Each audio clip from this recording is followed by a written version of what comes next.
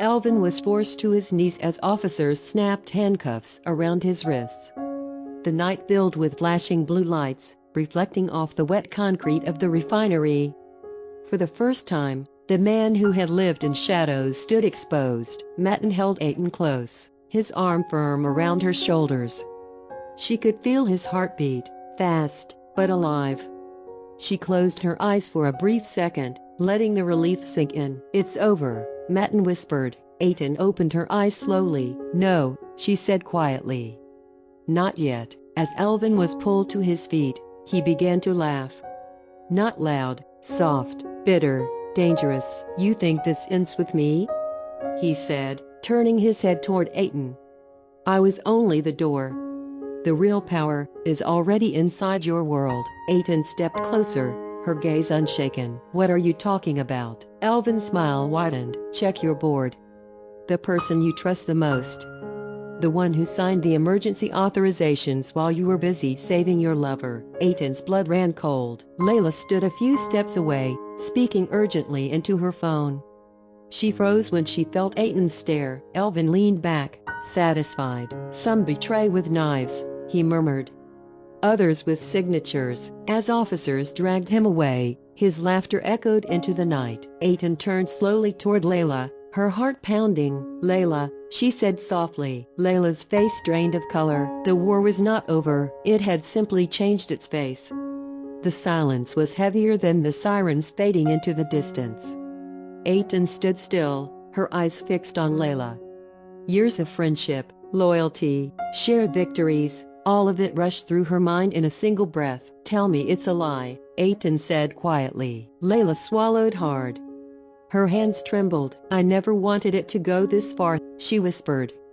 Alvin had leverage. Old debts. My family. I thought I could control it. Aiton felt the sting of betrayal deeper than any wound Alvin had caused. "You didn't just betray me," she said. "You betrayed everything my father built." Tears streamed down Layla's face. "I signed what they asked, but I fed you information too. I tried to balance it." Matten stepped forward, anger flashing in his eyes. "People don't get to balance betrayal." Police officers approached. Aiton raised a hand, stopping them for a moment. She looked at Layla one last time, not with hatred, but with sorrow. "Trust is the most expensive currency," Aiton said. "And you spent all of yours." She nodded to the officers. As Layla was led away, the night finally began to feel lighter.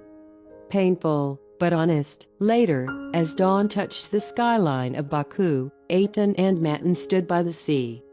The city had survived another storm. "We lost things," Matten said softly. Aiton leaned her head against his shoulder. "Yes. But we kept what mattered." The sun rose, golden and calm. A new chapter awaited them. Weeks passed, and Baku slowly returned to its rhythm. The headlines faded, the rumors quieted, but the echoes of betrayal and courage lingered beneath the city's calm surface. Aiton stood in her father's old office, sunlight pouring through tall windows. The room smelled of polished wood and memories.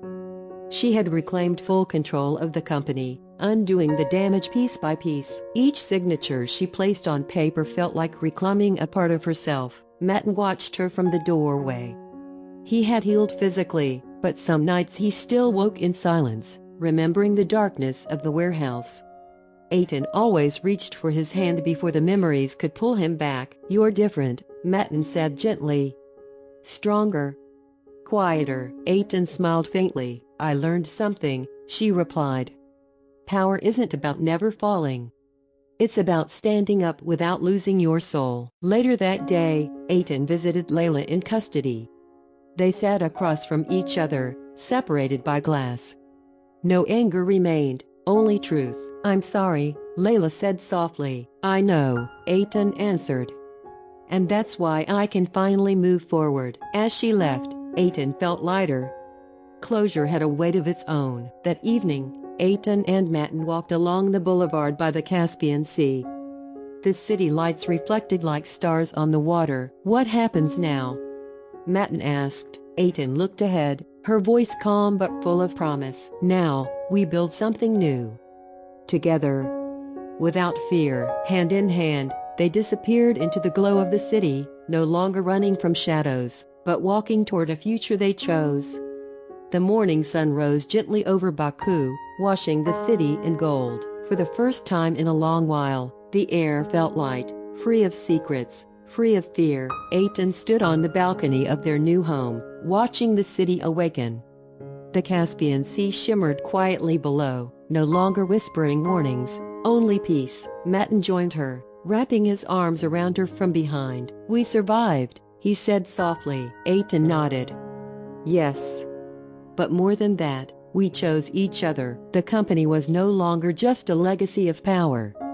Eitan reshaped it into something honest, transparent, human.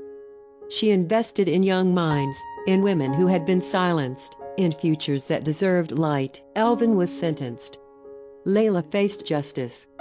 The past was finally placed where it belonged, behind them. That evening, as the city lights flickered on, Matan took Eitan's hand. "No more shadows?" he asked. Eitan smiled, a real smile, unburdened. "No more whispers over Baku." They stood together, not as survivors, but as architects of their own destiny. And somewhere in the city, life went on, stronger because they had dared to protect love over power. Years later, Baku no longer remembered the night of sirens and shadows. The city had healed, just as they had. Eitan stood at the edge of the boulevard, the wind gently lifting her hair. The company she once fought to protect had become a symbol of integrity, spoken of with respect, not fear. Her father's name was remembered not for power, but for principle. Matan approached, holding 2 cups of coffee. "You always come here when you're thinking," he said with a smile. Eitan took the cup and looked out at the sea. "The city shaped us," she replied. "It tested us. But it also gave us everything." They had built a life rooted in honesty. No secrets. No shadows. Their home was filled with laughter, late-night conversations, and a calm that once felt impossible. Sometimes, when the wind passed over the water just right, it almost sounded like whispers, but not warnings anymore, only memories. Eitan squeezed Matan's hand. "We're free," she said softly. Matan nodded. "And we always will be." Above them, the city lights glowed, steady, warm, alive. Baku whispered no more,